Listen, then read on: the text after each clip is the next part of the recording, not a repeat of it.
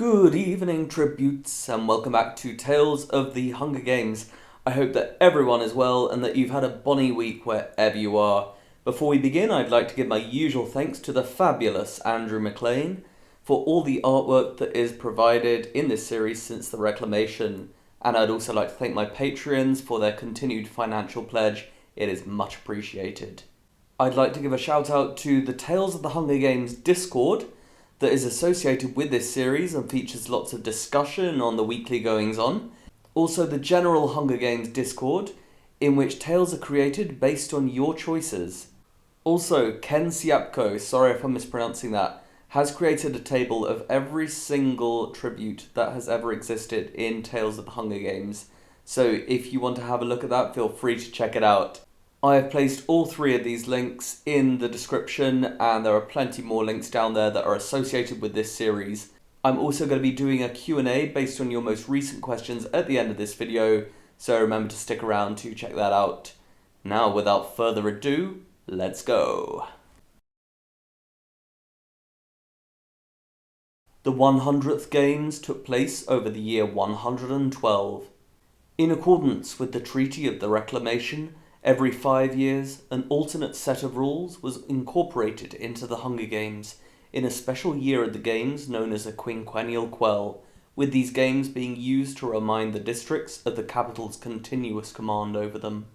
The Hunger Games had always begun within the first week of July, and it therefore came as a great surprise to both capital and district citizens alike when the Quell announcement was suddenly made on Sunday the 30th of April.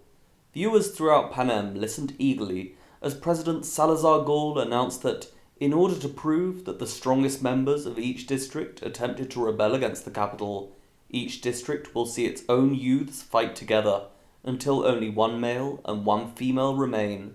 These district victors will then fight against one another until one sole victor remains. Waves of excitement and joy, but also bewilderment, flowed through Snow Square, with many present asking how this Quell would work exactly. However, seconds after President Gol had finished this announcement, Rubeus Dalton, victor of the 86th Hunger Games, and Eugenia Ravenstill appeared on the screen in their commentator's box. Whilst Rubeus voiced his excitement for these games to begin, Eugenia diligently read some more information that had just been placed in front of her. Viewers throughout Panem listened carefully as she explained that on each following Monday, a new district would reap 8 male and 8 female tributes who would fight in their own arena until only one male and one female remained. Eugenia stated that this process would start with District 14 and move all the way down to District 1, but she was clearly shocked as she read that District 14's reaping would occur the next day. Over the next hour, both Eugenia and Rubeus went into more detail and discussed how the district games would be different to normal games. It was revealed that each of the games would start on a Wednesday and would not last beyond the Friday, so that the next district's proceedings were ready to begin. Rubeus then suggested that this was why there were only 16 tributes from each district, as the games would need to take less time than usual. Eugenia added that once the district victors had been airlifted to safety, they would be returned to their district. They and their family would be awarded a house in their respective victor village, along with the usual prize fund. Each district victor would stay in their district until they were returned to the custody of the capital for the grand final games, which would take place 2 weeks after District 1's district games. However, their houses in the victor villages, along with the remains of their prize fund, would be kept permanently by their families, regardless of whether they returned. For the rest of the day, excitement rippled through the capital as citizens realized that the games this year would last for 15 weeks, with Rubeus Dalton excitedly stating, "This is going to be the best summer ever." Furthermore, as the reaping for District 14 would take place at dawn the next day across the Atlantic seas, it would still be Sunday within the capital, and so many citizens immediately rushed home in order to arrange their reaping parties and best clothes for the occasion. Riots were reported in various districts that afternoon, especially within the outliers, but the peacekeepers present swiftly quashed this mindless violence. There was also a plethora of unrest throughout District 14, when the youths of each zone were swiftly forced to dress for the reaping and report to their local transport hub, so that they could be delivered to the reaping valley in the heart of Zone A. Yet despite this resistance, the main offenders were easily dealt with by peacekeepers, and within an hour all the youths were on their way to the Reaping Valley. As the sun was rising on the Monday morning, the youths of this large district were assorted into the relevant age fields, whilst Casco Astriana, victor at the 98th Hunger Games, conversed with the 11 zone chiefs, most of whom were still clearly in shock at what was happening. Although the recent reapings within this district had passed without incident, there was a more unruly atmosphere this year. Peacekeepers were even forced to threaten several youths with their guns for giving a three-finger salute, in reference to what Selena Brax, victor at the 99th Hunger Games, had done during her now infamous victor's interview, but luckily no shots needed to be fired. Casco Astriana gave a brief speech, then nodded contently and headed over to the female reaping bowl. After slipping his hand in deeply and giving a knowing grin, Casco pulled out a name that he revealed to belong to 16-year-old Aisling O'Brien from Zone G. The relevant field was immediately shown on Capital TV, and Eugenia quickly checked her notes to recount that the colours of Zone G were light and dark blue. Almost instantly, a petite young lady, who was dressed in these colours, was seen to gasp in shock and stumble backwards as those behind tried to support her. As peacekeepers marched towards Aisling, she stood completely still and aghast, but they grabbed her blonde plaits, and she screamed as she was dragged to the aisle, whilst Rubius feverishly stated that Aisling was the first of this year's 208 tributes. This year there were 2 aisle cars, and before Aisling was even inside the one on the female side of the valley, Casco appeared to hear something on his earpiece, and he swiftly walked to the male reaping bowl. As Aisling neared the platform, Casco read out the first male name, that he revealed to be 14-year-old Ronan Murphy from Zone F. After Ronan had reached the stage, and Lee, age 16, was in the aisle car, Casco chose the next male tribute, who he revealed to be 17-year-old Dylan Hughes from Zone I. The camera rapidly found a group of boys in the 17-year-old field who were wearing the relevant white and yellow colours of this zone in northeastern Wales. Whilst one of these boys appeared to be laughing, another with sweaty black hair punched the former, before being swiftly removed by peacekeepers towards the aisle, and Rubius correctly guessed that this was Dylan. As he was wrestled into the aisle car, Eugenia gasped at his unkempt appearance and scantily buttoned shirt, stating, "One would think he would want to make a better first impression." Once Dylan was on the platform, he scowled towards Casco and his fellow tributes, whilst Rubius joked that he did not appear best pleased about being selected. Mary, aged 16, Patrick, aged 18, and Bess, aged 15, were reaped next, followed by 18-year-old Connor Kelly from Zone F. Eugenia quickly said to look for white with red crosses again, as this was Zone F's clothing pattern. The camera swiftly zoomed in on a group of young men in the relevant field that were dressed almost completely in white, except for red diagonal crosses on their shirts and back pockets. One of these more muscular young men with carefully coiffed black hair was being patted on the back by his peers, whilst he reciprocated their encouragement with a bittersweet smile of gratitude. Just after Rubius said that Connor was the tallest male tribute so far, Eugenia exclaimed that he was the hunkiest as well. Connor put on a brave face as he was driven to the platform, and Eugenia passionately commented that she would give anything to squeeze those muscles. Yet the camera was then refocused on the next female tribute, who was announced by Casco to be 16-year-old Sinead Thomas from Zone I. The camera soon found a young lady with short brown hair, but a long flowing white and yellow checkered dress, who was holding her head in her hands, whilst those around her tried to console her. As Sinead was practically carried to the aisle car by the peacekeepers, Eugenia stated that she and Dylan, aged 17, were so far the only male-female pair from the same zone. Mac, aged 13, was subsequently reaped, and as Eugenia recounted that he and Lee, aged 16, were both from Zone A, Rubius commented that these games would definitely be unique in terms of alliances, with some that could be formed by pairs who already knew each other from their zones, especially if they could potentially win together.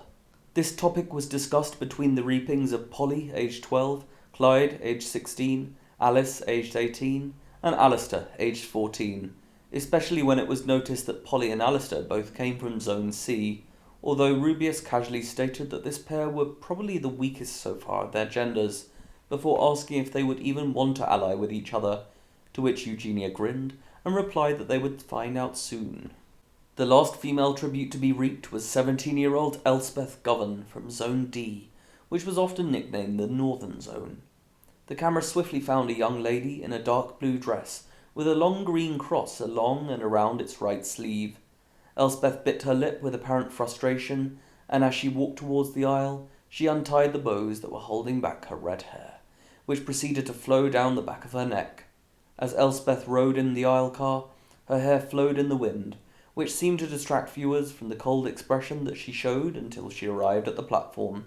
Whilst the car was making its way past the 15-year-old field, Casco chose the last male tribute, whom he revealed to be 18-year-old Mohammed Yousaf, also from Zone D. Casco had trouble pronouncing this name, but as the camera focused on the relevant field, the only non-white young man who was wearing a jacket and kilt of the relevant blue with a green cross silently stepped forwards. Some of Mohammed's peers gave him nods of encouragement, but he was quickly distracted by the screams of his twin sister, Aisha, who appeared to be wearing a scarf of her zone's colours around her head, even though it was reported to be a very warm day.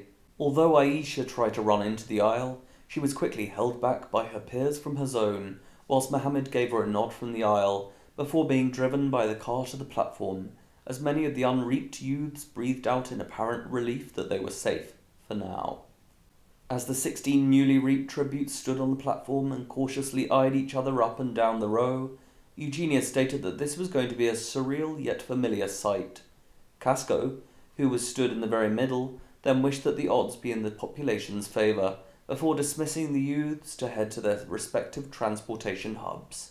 A squad of 32 peacekeepers escorted the tributes, most of whom were either dazed or tearful, into a set of 4 cars that drove them to the nearby Janssen Airport. They were then placed within the cargo hold of a hovercraft, and once they had been strapped into their seats, were ordered to sit in silence under the guard of the peacekeepers present. Once a few checks had been completed, the journey began for the capital. As the hovercraft raised through the air, Bess, aged 15, and Ronan, aged 14, were seen to be crying quietly, but Polly, aged 12, openly sobbed that she did not want to die and wanted to go back home, which resulted in her being hit by the barrel of a peacekeeper's gun in order to maintain silence. Yet when the hovercraft reached its cruising altitude 5 minutes later, 4 peacekeepers came down to the cargo hold and told the tributes that they were being taken to the main cabin above, and most of them appeared relieved as they undid their seat straps. As the tributes entered this cabin, they were greeted by Ross Kinloch, victor of the 97th Hunger Games. However, most of them were clearly dazed by the bright lights of the cabin from the morning sunrise.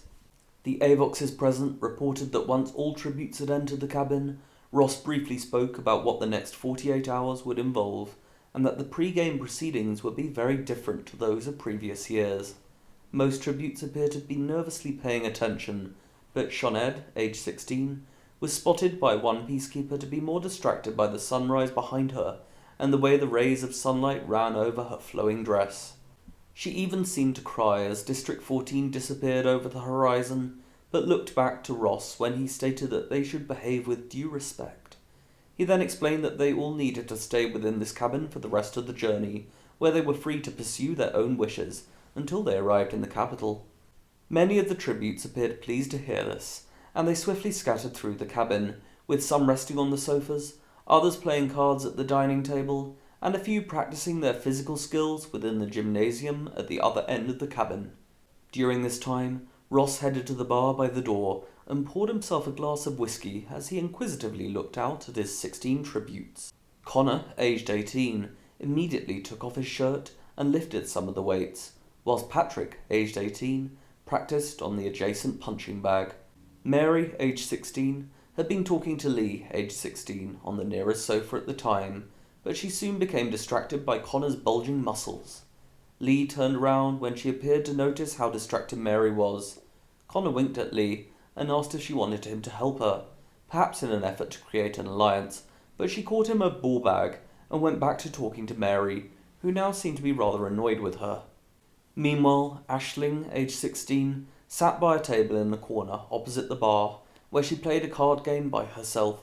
Although she appeared to be concentrating on this game, one of the Avoxes present stated that she was actually watching the others, whilst in fact hardly moving the cards. When Alistair, aged 14, tried to ask for an alliance with Bess, aged 15, at the nearest table, Aisling very carefully tried to conceal her amusement when Bess mercilessly turned him down and walked off. As the morning went on, Aisling was possibly the only tribute who did not seem to become irritated by Dylan, age 17, who was continually moaning that he needed to eat. In fact, when Patrick ordered him to hoard his wisht, and Lee told him to eat his greasy hair, Aisling quietly laughed in the corner, although no other tribute appeared to notice her. However, Ross soon entered the situation and ordered them to stop arguing, as he was hungover. Sinead had seemed to be comforting Polly during this time, and even allowed her to cry into the hem of her dress, jokingly stating that she would never have to wear it again. However, as Dylan heard Sinead saying this, he stated from the other side of the carriage that she would have to wear it if she made it to the grand final. Dylan then came over, and without acknowledging Polly, he asked Sinead if they could work together. Polly uneasily left for another sofa, while Sinead said that she would wait and see. Dylan insisted that it made sense, as they were from the same zone, but Sinead replied that this did not necessarily matter, before insisting once again that she would wait and see. However, their conversation was curtailed by an argument that was taking place within the nearby gymnasium. In an unprecedented display, Mohammed, aged 18, had been kneeling on one of the training mats and continually bowing his head down whilst quietly speaking in a language that the Avoxes present were unable to understand. Yet Patrick, who was punching a nearby bag, shouted at Mohammed to stop, before saying to Ross that he was speaking an illegal language. However, Mohammed continued this ritual, without paying attention to Patrick or any other tributes that were watching. Patrick made several intelligible comments about his race and his reasons for this ritual, yet Elspeth, aged 18, who had been napping on a nearby sofa, quickly got up and ordered Patrick to leave Mohammed alone, stating that he was her zone partner and that he was not affecting anyone else. Patrick told Elspeth to stay out of it, but Ross came over and ordered Patrick to stop making threats. As the conflict dissolved, Ross was heard whispering to Patrick that this was a fast way to make yourself hated, but when a clinking of bottles was heard from the other side of the cabin, Ross jolted around to see Bess, aged 15, and Clyde, aged 16, trying to help themselves to the contents of the bar whilst he had been distracted. The others watched in a mixture of amusement and wonder as Ross marched over to the bar and punished the pair by forcing them to down a pint of whiskey each, which resulted in Bess vomiting in a nearby bin and Clyde tearfully promising to not steal again. During this unusual punishment, Mohammed thanked Elspeth for defending him. She replied that he was welcome and that she recognised him from Zone D. They briefly discussed their lives in the zone, but as the buffet was being brought in by the Avoxes and Mohammed looked ready to head to the food, Elspeth grabbed him by the hand and asked if he would ally with her in the arena. Mohammed seemed a little taken aback, but Elspeth quickly explained that as only one male and one female would win these games, it made sense, before adding that she had defended him from Patrick. As the others made their way to the buffet, Mohammed seemed hesitant, but soon nodded to Elspeth. Whilst the tributes helped themselves and sat down to eat, Ross spoke to each of them individually at the end of the carriage, although this was kept quiet from even the Avoxes present, and so it was not known what was being discussed, although it is suspected that Ross was simply assessing the strengths and weaknesses of each tribute. Before most tributes had finished eating, Connor had once again removed his shirt, and without looking at the others, he was punching the bag in the gymnasium with enough force to make Mac, aged 13, grimace from nearby. Meanwhile, Aisling was still attracting almost no attention from the other tributes, whilst eating alone at her table in the corner and watching the other tributes interacting as she pretended to play her card game once more. Only Alistair, aged 14, seemed to notice Aisling, while stating to Ronan, aged 14, that she was creepy. Elspeth continued to speak to Mohammed, and although he appeared to become quite fatigued by how much she was talking, he politely listened, although at one point he was heard to warn her that she should not make their alliance too obvious, as this may cause other tributes to target them, which he quickly appeared to understand. Once Elspeth had finished eating, Sinead spoke to Clyde, aged 16, but he still seemed too inebriated from the whiskey to string a sentence together. Therefore, when Dylan sat down next to Sinead, she actually seemed pleased to speak to him instead. She then took him to an empty sofa at the edge of the cabin and stated that she would be willing to work together if he was sensible and did not try to antagonize the others. Dylan appeared a little confused by what this meant, but soon accepted Sinead's alliance, stating that they would make Zone I proud. Seconds later, the peacekeeper entered from the adjacent cabin and ordered all tributes to return to the cargo bay for landing. Some appeared a little surprised by the relatively short duration of this flight, but they were swiftly marched down to the cargo bay and strapped into their seats for landing. Over the next hour, the tributes were transported by train from Ravenstill station. During this journey, they were ordered by peacekeepers to remain in their seats, but this did not stop them from marvelling at the fine architecture and urban landscape of the capital. Once they arrived at Snow Station, Ross appeared surprised that it was empty, but this had wisely been ordered by President Gall due to the safety precautions for both capital citizens and tributes. Limousines with blacked-out windows transported the tributes to the accommodation tower.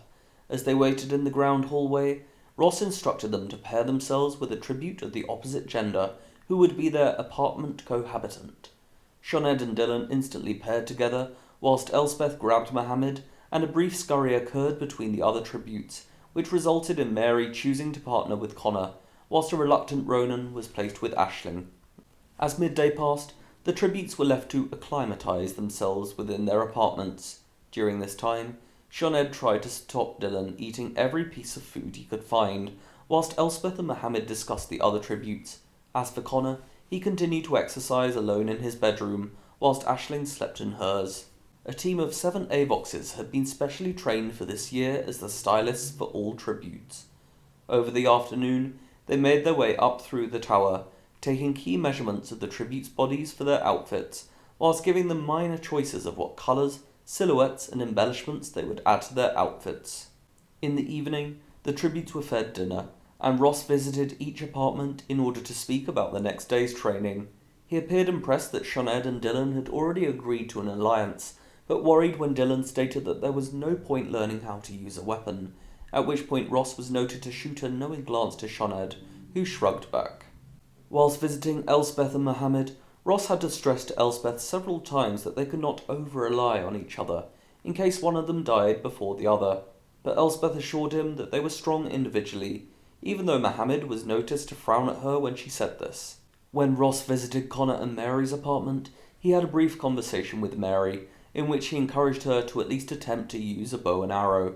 Yet Ross was soon distracted by Connor, who begged to spar with him for practice. Ross hesitantly accepted, and the pair got ready to fight. Although Ross won, the point count was surprisingly close, and as he told Connor that he needed to visit the next apartment, Mary happily declared that Connor would protect her in the games, to which he awkwardly nodded. Aisling and Ronan's apartment was the last to be visited. Ronan simply listened and asked Ross a few questions about the training the next day, whilst Aisling asked Ross more about the other tributes. Although Ross tried not to answer, he accidentally let slip that Elspeth had allied with Mohammed, but Aisling promised him that she would not repeat where she had heard this. The training began shortly after sunrise the next morning. Following a small breakfast in their apartments, the tributes were taken down to the training centre, where they were greeted by Rubius and Ross. Once they had all arrived, Rubius recounted the general practice rules, before reminding them that they would only have until midday to practice. Ross then added that their interviews would take place that evening, during which they would each be assessed on a chosen skill that they would perform to the 3 judges and audience. Whilst most tributes appeared surprised, Rubius grinned and added that he would be one of these judges, and so they should use their time wisely. He then walked up to the mentoring gallery as the tributes headed to their desired stations. Aisling initially tried to work in the archery station, but after missing many targets and hearing Clyde, aged 16, laughing from the adjacent aquatic station, she spent most of the remaining time alone at one of the vegetable identification stations. Alice, aged 18, came over and offered some advice, but she was completely ignored by Aisling, who appeared too engrossed by a set of beetroot leaves. Connor spent a lot of the training time in the sword station, where under the careful eye of training staff, he practiced with Lee. However, after Connor had scored several points against her, she moved to the defence station. Alistair, aged 14, swiftly asked if he could take Lee's place, and he fought against Connor. However, they both became rather distracted and impressed by Lee's work in the defence station, where she was throwing herself with force and speed in a variety of directions, in order to avoid the holograms of spears, arrows and knives that were flying towards her from the screen in front, whilst Mary practiced in the nearby fabric station, and seemed annoyed that Connor was not paying her attention. Aisling also appeared to be watching this display very closely, along with Ronan, who had carefully covered himself against a grassy background within the camouflage station. Mohammed briefly watched Lee as well from the survival station, but Elspeth reminded him to pay attention, and they continued to try starting a fire. Yet after a few minutes, Patrick, aged 18, approached the pair and with a mischievous grin, asked Mohammed to join him in the sword station next to Connor and Alistair. Mohammed seemed hesitant, but after a blank stare from Elspeth, he agreed. Although Patrick was clearly more skilled with swords, Mohammed managed to hold his own and put up a decent defence, even scoring a few points towards the end against Patrick, who admitted to Mohammed that he was surprised by his skill. However, seconds after their fight ended, they noticed Mac, aged 13, who was angrily destroying several bows and arrows in the adjacent archery station after having failed to hit his desired targets. He was then tasered by Rubeus and dragged to the side of the floor, whilst Ross was noted to draw a line through a notebook that he was holding at the time. In fact, most tributes became distracted by this scene, including Connor. This even allowed Elspeth to run forwards and grab his sword that he had left on the table behind. Mary had been nearby, but was also distracted, and once Connor noticed that his sword was missing, he became very angry at Mary, who he accused of having taken his sword. As Mohammed spotted Elspeth sneaking back to the survival station with the sword, he reminded her to be careful, and that if Connor had seen her doing this, it would look bad on him as well. But Elspeth simply responded to him to not panic, and that they would be fine together. Meanwhile, Dylan had spent the first part of the morning working the fabric station, while Shoned practiced in the nearby aquatic station. After a while, she tried to convince Dylan to fight with her in the sparring station, but he claimed that there was no point. Ross was seen watching this interaction very carefully, until Dylan suddenly walked off and practiced in the camouflage station with Ronan, while Shoned irritably moved to the long assault course. Yet just as Connor was shouting at Mary, Shoned appeared to notice Ross raising his eyebrows at her and then eyeing Dylan. The tributes then had a brief lunch, before spending the afternoon being bathed, groomed and dressed for the interviews that evening. During this time, they were also briefed by Ross about what they would need to do once they were on the stage. The interview order was identical to the reaping order, which therefore began with Aisling and ended with Mohammed. Each tribute would display their chosen skill to the judges, who were revealed to be Rubeus Dalton, Eugenia Ravenstill, and former game maker Artulia Fling. The tribute would proceed to answer questions from the judges about how they would fare in various situations within the games. The three judges would then give a score out of 8, with the average forming this tribute's assessment score. After an enthusiastic welcome had been given by Eugenia to the lucky capital citizens who had tickets to this exciting event, she announced that the first interviewee would be Aisling O'Brien. Rapturous applause flowed through the audience as Aisling shyly walked out in a shiny green gown and matching earrings from the right side of the stage, then down the runway between the two halves of the audience, whilst Eugenia, Rubeus and Artulia carefully watched her from behind a table at the side of the stage. Once the applause had died down, Artulia casually asked Eugenia if she would wear this dress, and she responded that she would only do so if she had to wear green, which produced laughter. Aisling was then prompted to show her chosen skill, but to the surprise of many audience members, she suddenly twisted around and dropped back onto the palms of her hands before walking backwards down the runway.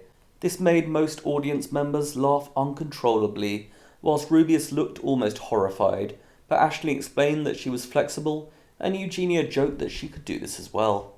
Artulia proceeded to lead the questioning about how Aisling would perform in the arena, but despite initially remaining calm and collected, she soon panicked, especially when Rubeus asked her how she would defend herself against someone who was armed. However, towards the end of her questioning, Aisling firmly stated that she would use the arena in any way possible to help her win, and the audience applauded as she was dismissed from the stage. The scores were then revealed as 5-3-4 from Eugenia's, Rubeus's and Artulia's, which gave Aisling an unremarkable score of 4 out of 8. Ronan's interview passed without any major surprise, and he also scored a 4, although Lee managed a 6, thanks in part to the fast reactions that she displayed in her chosen skill. Dylan was next, and even though his hair had been combed to some degree, he still looked lost as he walked down the runway, and when the applause stopped, Rubeus jokingly asked if he had just woken up. For Dylan's chosen skill, a transparent punching screen was brought in, which quickly lit up targets that he needed to punch.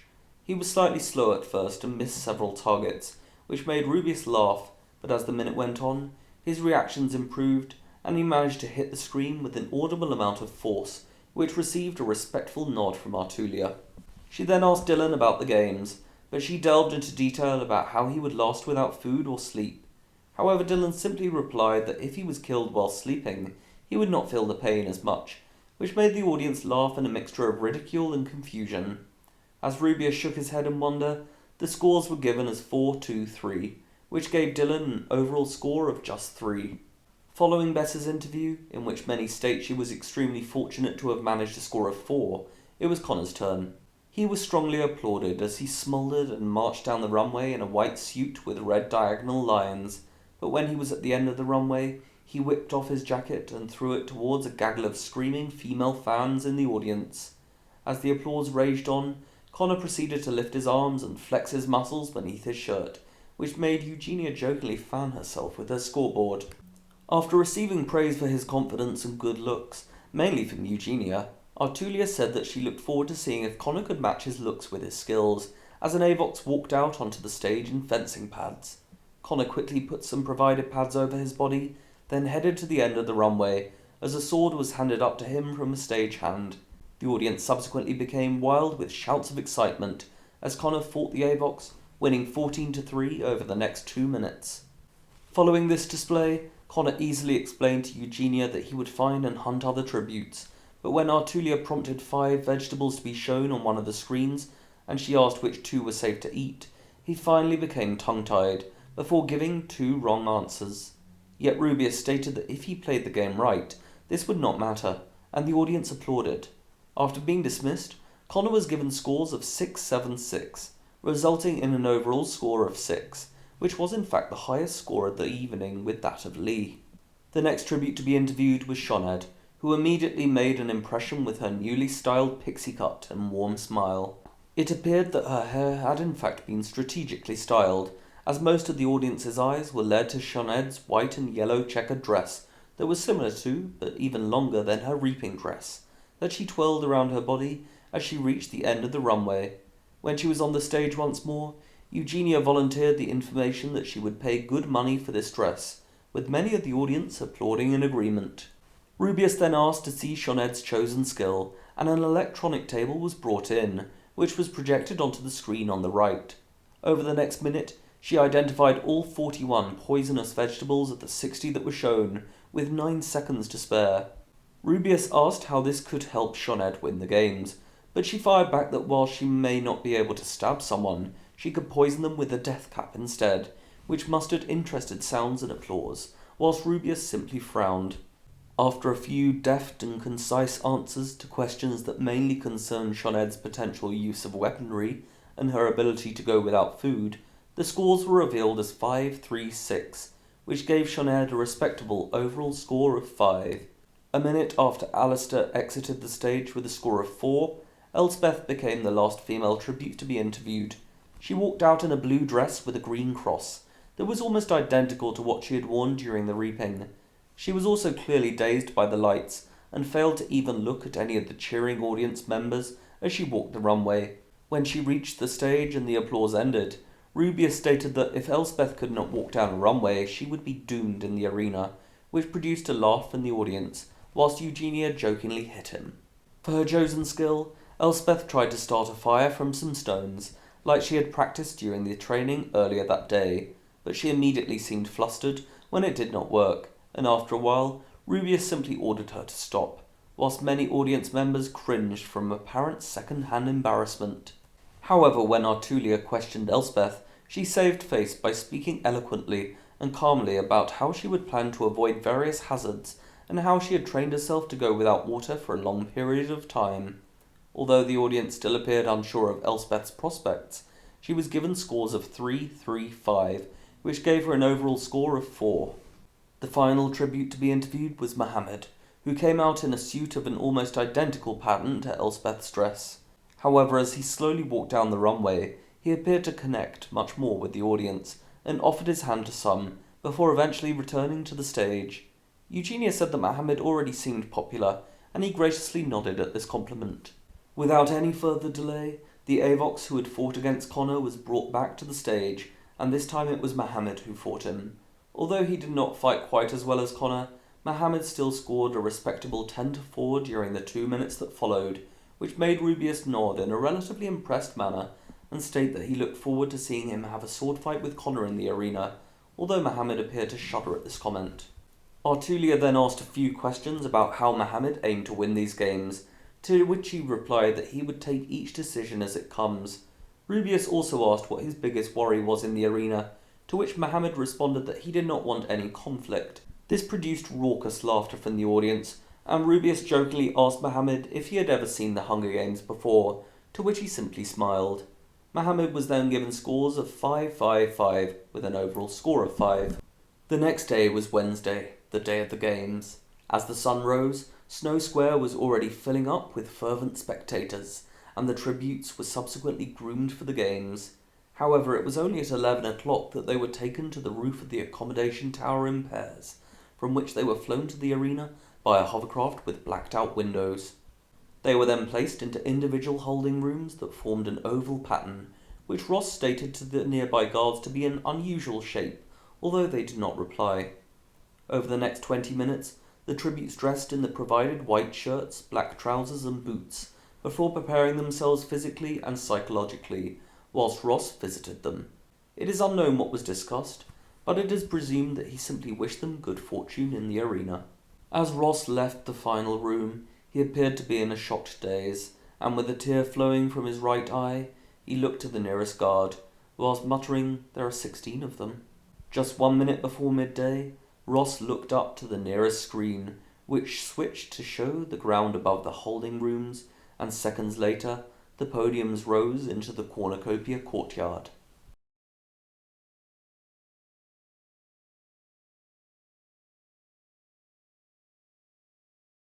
The district games for District 14 took place in an arena known as the Highland Castle.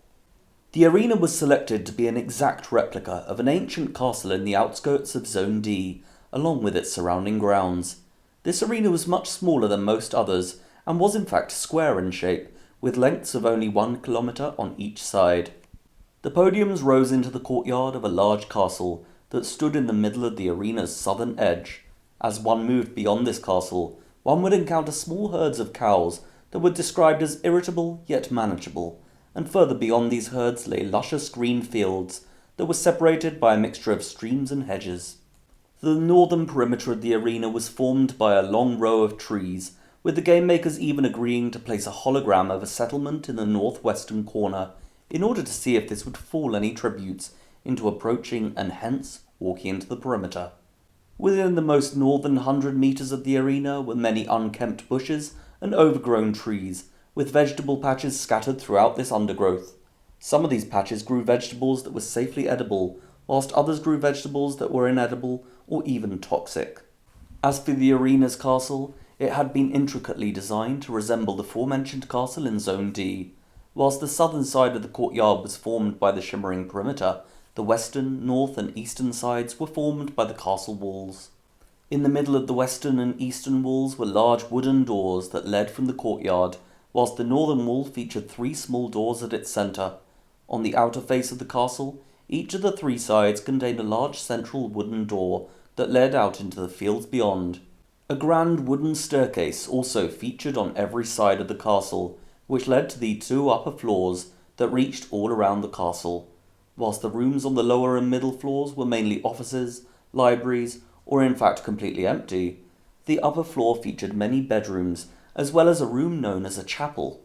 There were also plenty of ornaments, artifacts, and even suits of armour within the corridors, which helped to improve the castle's sense of authenticity. Within the courtyard itself, the podiums lay around the edge of a very small grassy oval, with small hedges carefully placed between each pair.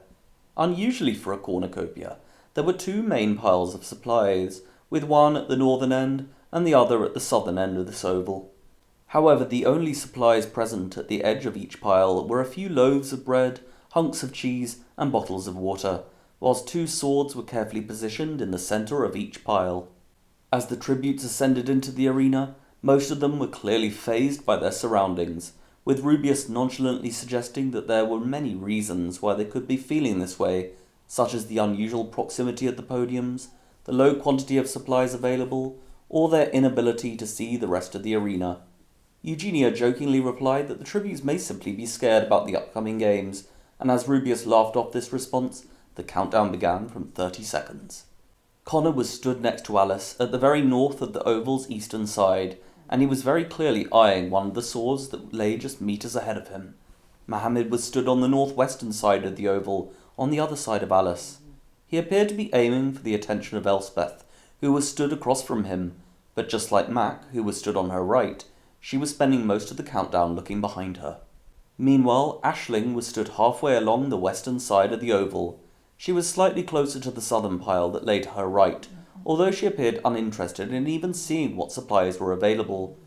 Sioned was stood 2 podiums to the south, with Alistair between her and Aisling.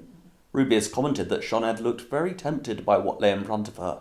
As for Dylan, who was stood across from her, he appeared to be mouthing that they should flee. The last few seconds of the countdown passed, and at exactly midday, the gong sounded, and Eugenia squealed with excitement. 7 of the 16 tributes immediately ran away towards their nearest sides of the castle, with some of them even colliding as they ran through the doors, although these tributes appeared more interested in escaping than fighting one another. However, most of the 9 tributes who did not flee were noted to jump instead of run towards the supplies, which caused amusement for viewers when the bloodbath was later analysed. Due to his greater height and gait, Connor was able to jump a large distance, and as he sprinted ahead and grabbed a sword, he spotted Mac spraining his ankle after landing on a bottle of water. Mac tried to get up, but Connor swiftly sliced the sword down against his neck and he fell to the ground. Elspeth had taken a few steps back from her podium, and she was now intently watching Alice, who was grabbing some bread and cheese from in front of her podium. However, as Alice looked up, she suddenly noticed Connor running towards her with the sword, and she quickly turned away from him to the north. Although Connor appeared to spot Mohammed grabbing a water bottle from the corner of his left eye, he was apparently too focused on Alice, whom he chased. In a panic, she apparently did not spot the podium that lay in front of her, and she tripped over, dropping her supplies and hitting her hand on the gravelled ground.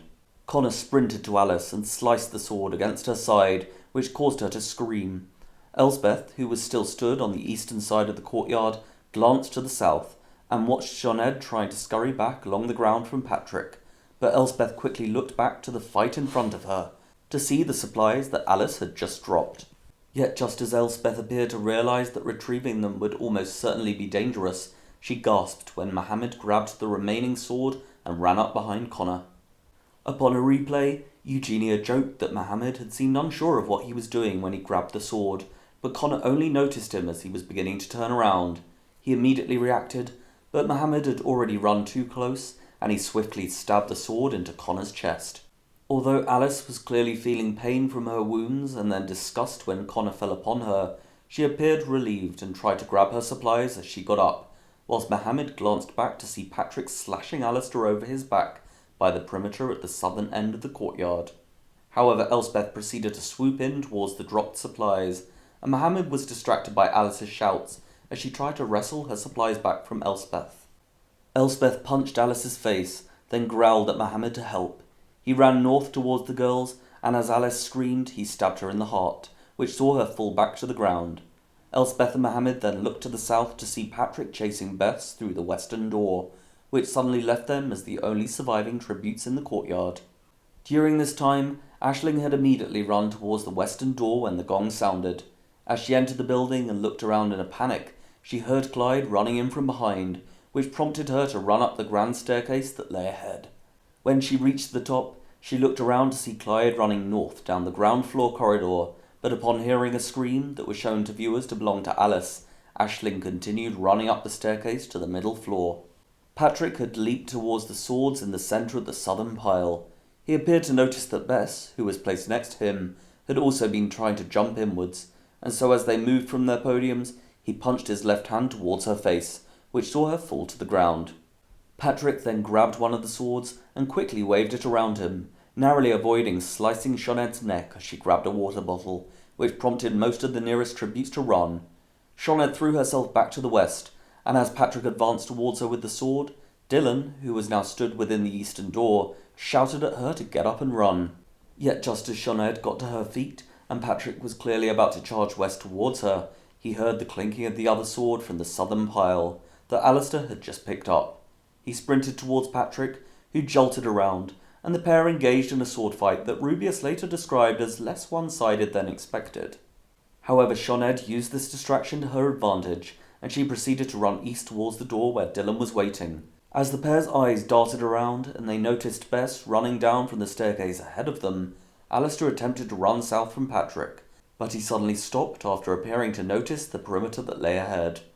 Patrick then slashed the sword against Alistair's back, which caused him to fall into the perimeter and collapse to the ground. As Alistair lay dying, Bess ran back through the courtyard and aimed for a loaf of bread from the pile. Dylan tried to lead Shoned up to the middle floor, but after noticing a door that lay on the back wall behind the staircase, Shoned said that they needed to get out and tugged back on Dylan's arm. They then ran to this door, and as Shoned opened it, they paused for a second after seeing the fields that lay ahead, but Shoned quickly grabbed Dylan's hand once again, and they ran into the nearest field. Meanwhile, back in the courtyard, Elspeth quickly grabbed the untouched sword from the northern pile, and Mohammed took the other from the hand of Alistair, who had just died. Elspeth grinned, and as she gathered the few remaining supplies into a pile, she said that they should stay in the courtyard and wait for other tributes to enter. Mohammed silently nodded and looked around, but seconds later he appeared perplexed to hear several loud coughs from the middle floor of the surrounding castle. Unbeknownst to the tributes, harmful gas had been programmed to flow from multiple vents along the middle floor just 1 minute after the gong sounded. Ronan, Patrick, Aisling, Mary and Bess were all positioned on this floor at the time, which led them to start coughing as they began to inhale the gas. Ronan and Polly looked through different windows on the eastern side of the castle and appeared to notice Shoned and Dylan running through the fields, which prompted them to run back down the staircase and out of the castle, away from the gas, although as soon as they were outside, they branched off in different directions. However, whilst Patrick sprinted down the western staircase, Aisling and Mary, who was still on the middle floor, did not appear to realise that they could escape into the fields beyond. They both fled the rooms in which they were hiding, and simultaneously ran up the staircase to the upper floor without even acknowledging each other. Once they were at the top of the staircase, they ran into different rooms, but both appeared to realise that the gas was now rising towards this floor as well. Over the next minute, Mary hid in a wardrobe, but she was still having trouble breathing, whilst Aisling wrapped her hand in a bedsheet and smashed one of the windows on the outer side of the castle. As Mary's breathing worsened and her coughing became violent, Aisling was able to breathe in some fresh air from poking her head out the window, but after beginning to cough once more, she soon seemed to realise that this was not a permanent solution to the gas. Aisling looked up from outside the window to see that the roof of the castle was only 2 meters above, and that a drainpipe ran only a meter to her right. Whilst Mary asphyxiated down the corridor, Aisling very carefully reached out and grabbed onto it. She squealed slightly as her legs dangled over the 10-meter drop, but she soon managed to attach them to the drainpipe whilst forcing herself up the wall, and after just over a minute, she threw herself over the elaborately designed side of the roof before collapsing in exhaustion.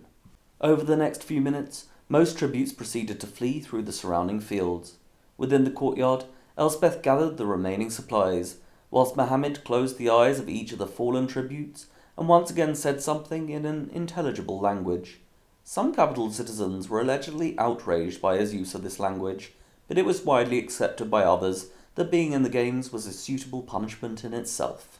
Once Mohammed had closed Alistair's eyes, 5 cannons sounded, and after looking around to see 4 bodies, Elspeth stated that someone else must have died. Moments later, the hovercraft came to collect the fallen, and it took some time to use its deathclaw to extract Mary from the room in which she had died. After resting for a few minutes on the western roof, Aisling carefully sat up and looked out at Bess and Clyde, who were fleeing across the western fields. She then carefully crawled towards the side of the wall that overlooked the courtyard and inconspicuously watched Mohammed and Elspeth. When the hovercraft used its claw to collect Mary's body, Aisling quickly slid back and waited in the middle of the roof until the hovercraft had gone. Meanwhile, Dylan and Shoned were running in a northeastern direction through the fields.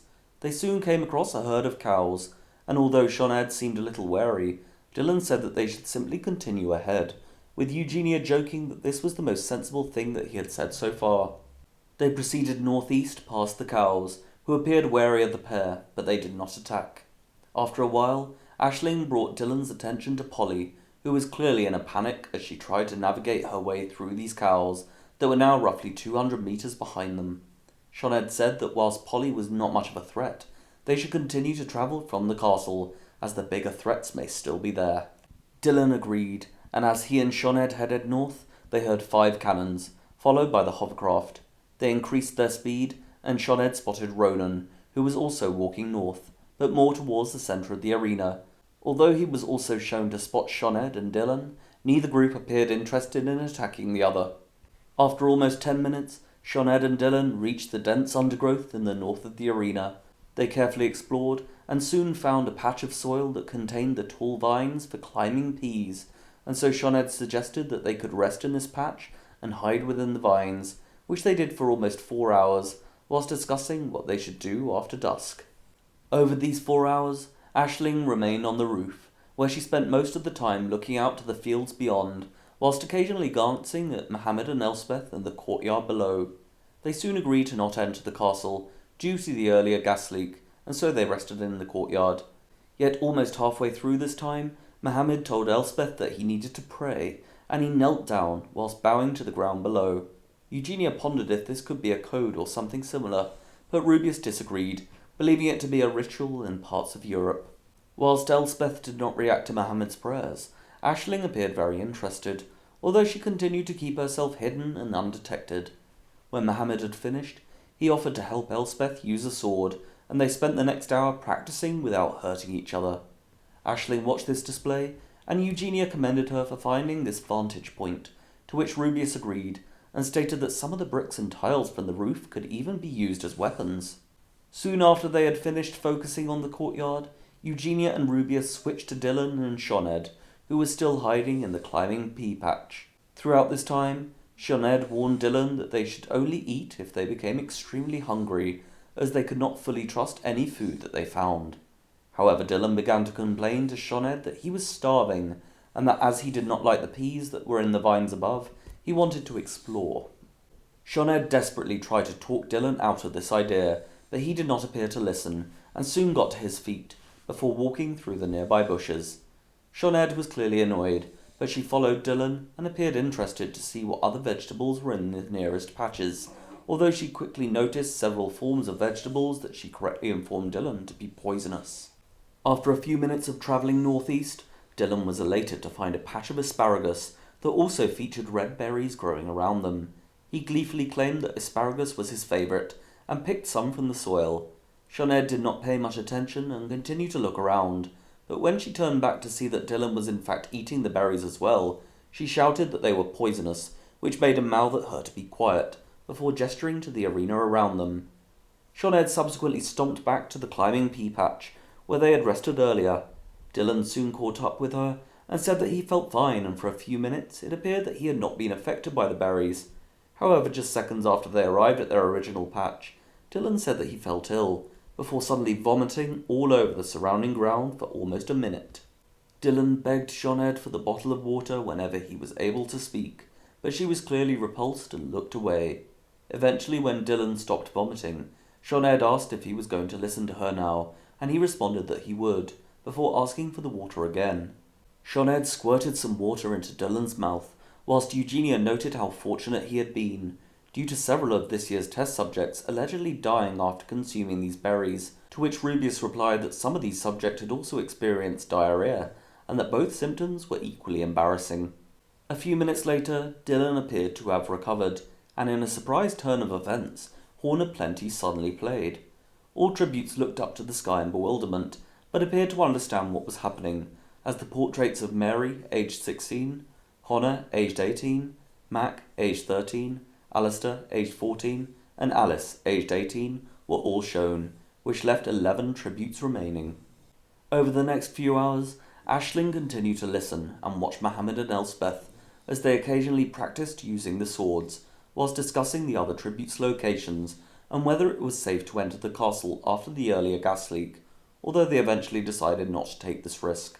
As Mohammed and Elspeth ate some cheese and bread, Rubius stated how hungry this must be making Aisling, who was still watching from above and clearly wanting some food. After they had finished eating, Mohammed prayed once more in the northeastern corner of the courtyard, and this time Aisling looked very carefully and appeared to be counting. The next hour went by relatively uneventfully within the courtyard until a cannon sounded and a body was collected from the northern end of the arena, at which point Aisling seemed pensive, and Eugenia stated that she wanted to know what was going on behind those eyes. Almost an hour later, the darkness of night began to set in. Aisling was now having some trouble seeing Mohammed and Elspeth within the courtyard below, but after a while, she appeared to have spotted that whilst Elspeth was examining the doors on the northern side of the courtyard, Mohammed was preparing himself to pray in the northeastern corner once more. Aisling then carefully crawled along the roof until she was perched on the chapel roof, directly above Mohammed. The crowds in Snow Square were clearly excited as Aisling very carefully ripped off a tile from the outer side of the wall. Whilst Elspeth and Mohammed were both still clearly distracted by their respective activities, Aisling watched Mohammed and held out the tile so that it would drop directly onto his head. When he bowed down once more, she let it fall.